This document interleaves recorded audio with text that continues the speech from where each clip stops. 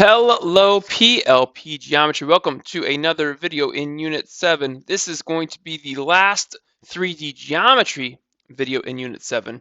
You still have 2 probability after this, but this is, again, Unit 7, 3D Geometry and Probability. And this is our 4th video in regards, or 4th lesson in regards to volume, and this is going to be volume of spheres. Sorry. Volume of spheres. Okay, so we want to calculate the volume of a sphere.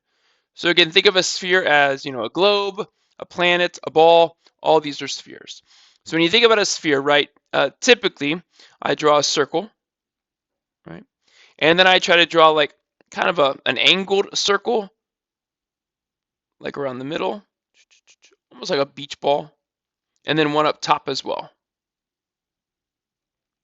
We actually call these great circles. But again, it kind of gives that 3D feel. And again, a sphere still has a radius, goes from the center of the sphere out to the sphere. So I'll just do it straight across like this. So that's the radius. All right.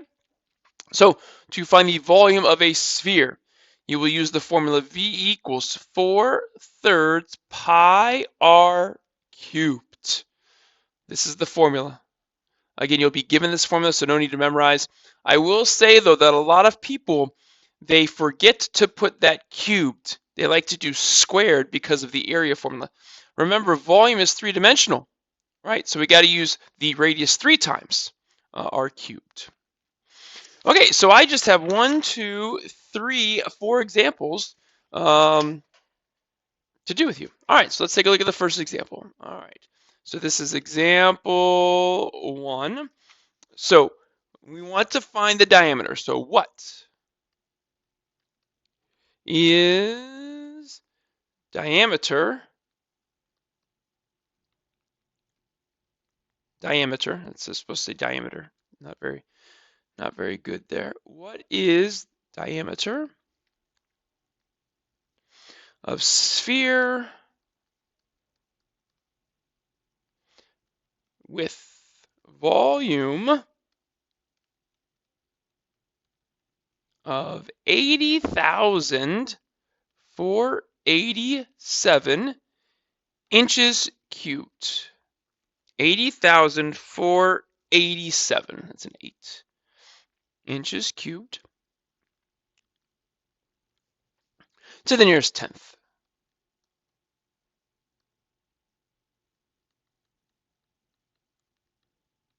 Okay.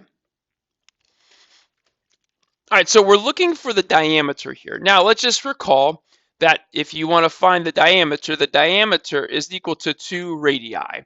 So we just need to make sure we find the radius and then double it in the end. So the volume formula for a sphere is 4/3 pi r cubed. Now, this number right here is our volume. It's going to go right in place of that V. So 80,487 equals 4/3 pi r cubed. Okay. So what I will do here is I will simplify what 4/3 pi is. And let me do this in the calculator just so you can see all the steps, especially when it comes to getting rid of this cubed, right? So I'm going to do this in the calculator. So let me make this go away for a sec. All right, let's bring up Desmos. Okay. So I'm going to do 4/3 times pi. Okay, so now my equation is going to say, and I'll just use over here. So it's going to say 80,487 equals 4.18879 blah, blah, blah, r cubed, right? And now we're going to divide by that number, divide by 4.188 on both sides. And again, what I would do is in my Desmos, I will just do 80487 divided by, and I'll just copy and paste this number. So I do Control C and then Control V. All right, and there's what we get. So now that number, so 19214.85, blah, blah, blah, that equals r to the third. And now the question is, how do we get rid of this third power. Well, when you want to get rid of a squared, I'll do this over here in blue. When you want to get rid of a squared, you're going to take the square root. And really, there is a hidden 2 right there to match that exponent of 2. We just don't write it because square roots are so popular. So to get rid of a cube root, we're going to take, to get rid of a cube or to the third power, we're going to take the cube root. And now we need that that index, that 3 there. So how in the world do we get that? Well, let me show you. So in Desmos, under the keyboard, there is a functions button over there. And when you click on that function button, if you scroll all the way down, you'll see this button right here, nth root. That's what we need. Okay, so open a new space, functions, go all the way down to the nth root. Now in that first space, you're going to put a 3 because you're taking the cube root. And then the second space, we're going to copy and paste this number. Okay, so over here in my work, so I am taking the cube root of both sides. So this is going to give me my r by itself, and it says round to the nearest tenth. So I'm not going to round this yet because this is my radius, right? So now to find my diameter, I need to take 2 times that number. So now in my calculator, I'm just going to go 2 times. So right here, 2 times, and I'll just copy and paste that radius value. And there we go. And now we're going to round out to the nearest tenth. So we got the diameter to be 53.56. That's 6 rounds the 5 up to a 6. So our answer is 53.6, and that would be in the same units, inches, as the volume was, but just inches. Okay. So again, this is one of those solving backwards questions, right? Finding the dimension given the volume. Again, the state test loves those. Okay, 1 down, 3 to go. All right, example 2. So this example is going to say, let's do it in pink. It's going to say, what is the volume? Okay, so example 2. So we're going back to finding a volume. Good. So this is not a backwards question. So example 2, what is volume of hemisphere with diameter of 51.8 inches to the nearest tenth?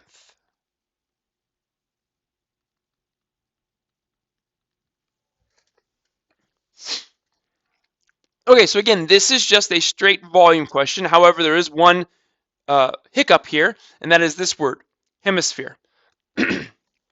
In your study of history, right, social studies, I think you've talked about the northern and southern hemisphere, right? So this is going to be half of a sphere, which means it's going to have a half the volume of the sphere, right? So when we think of the formula here, I'm going to put a 1/2 in front of the volume formula, which means I'm going to put a 1/2 in front of the 4/3 pi r cubed. And now this is the formula that I will use to find the volume of the hemisphere. Now, they give us the diameter. They tell us that the diameter is 51.8. To find the radius, we need to take half of the diameter. The radius is only half of that. So half of 51.8 comes out to be 25.9. And there's my r. And that's the value I'm going to plug in for r right here. So my formula is 1/2 times 4/3 times pi, and I'll put my radius in a parenthesis, 25.9 to the third. And I'll go type this out with you in Desmos, and we'll round our answer there. Okay. So I have 1/2. Let me do it right there. So I have 1/2 times 4/3 pi. Times pi is right here. Pi. Let me move this real fast. It always gets in the way. Times pi. And then in parentheses, 25.9 raised to the third. Okay, and I got a measurement for my volume, of the hemisphere, of 36387.97. That 7 is going to round the 9 up to a 10. So now it's going to be 3638. This 7 is now an 8, and it's 0.0. And this is going to be the units cubed, so inches cubed. And there's how much volume half of that sphere has. All right, perfect. Okay, I got 2 more problems to do. We're going to do on the same video. All right, so the next one here. Okay, so example 3, we're going to do a snow globe. Right, let's have some fun with snow globes. So example 3. I hate how the pen gets bigger and smaller. So we have a snow globe.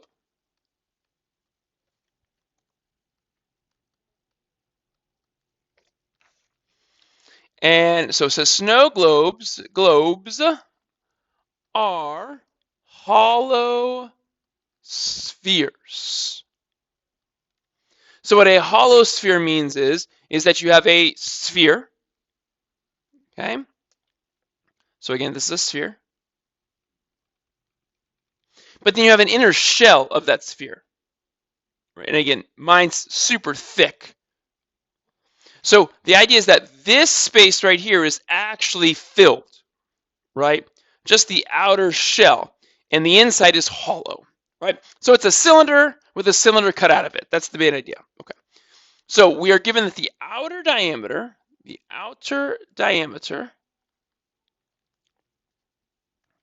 is 30 centimeters. The globe thickness is 0.5 centimeters. And they want to know, find the volume of glass. Find volume of the glass to nearest hundredth.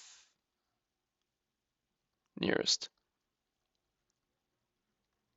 hundredth. Okay, so on this picture here, I'm going to use green. So the outer diameter is 30 centimeters. So from the far end to the far end, that's 30 centimeters. So the diameter outer is 30.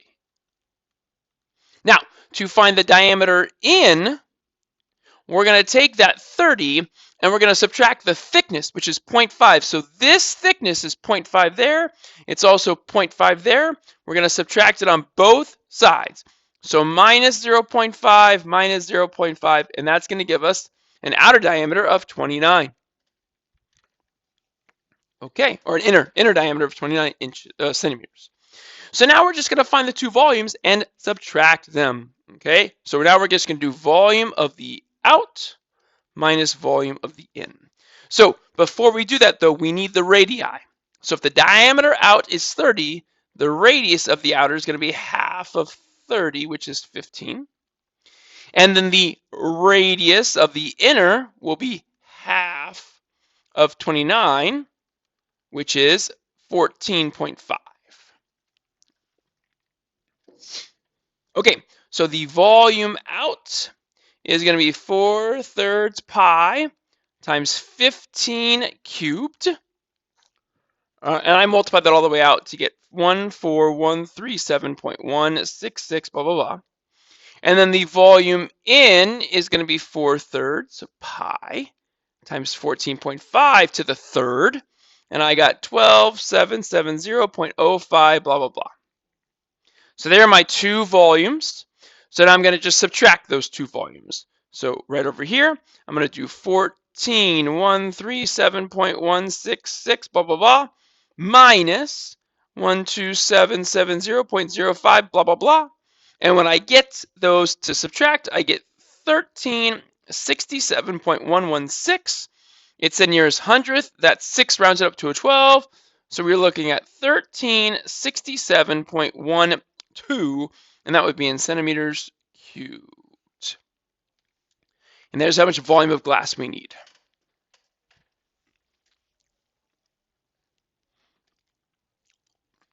Okay, last but certainly not least, The state test, and this is just going to be a random factoid I'm going to throw at you.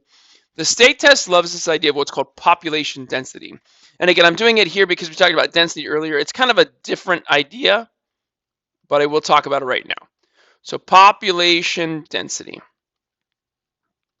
So the population density is the number of people living in a given area. Living in a given area. And again, I'll underline the word area a couple times because again, we've been doing volume. So again, that's why it really doesn't fit, but I'm going to throw it at you here anyway. So let's do a quick example. So this is our last example of the notes. So example 4. So say that I give you a state, and the state I'm giving you is Hawaii. Hawaii. And say I give you the population, so the population of the state in 2020. So the population in 2020 was 1,455,271. And let me tell you that the area of Hawaii in square miles is 10,931,721. Okay, so we want the population density of Hawaii. So when you do the population density, you are looking for people per square mile. People per square mile. And it says we're going to do this to the 10th. So you'll see these words in the question, people per square mile. So you just have to divide. Take the number of people, the 1,455,271, and divide it by the square miles of 10,931,721. Oh, I'm sorry. This is a decimal place. My bad. Sorry about this. This is...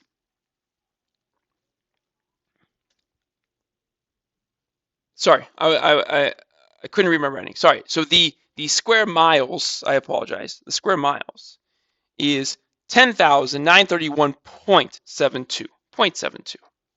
So 10,931.72. Sorry about that. Okay, and now we're going to divide those two numbers. And when you divide them, we get 133.12. That 2 leaves the 1 alone. So it's 133.1, and that's people per miles squared. I do PPL for people per miles squared. And that is population density. Okay, thanks for watching this long video. Sorry about that. Good luck in your practice.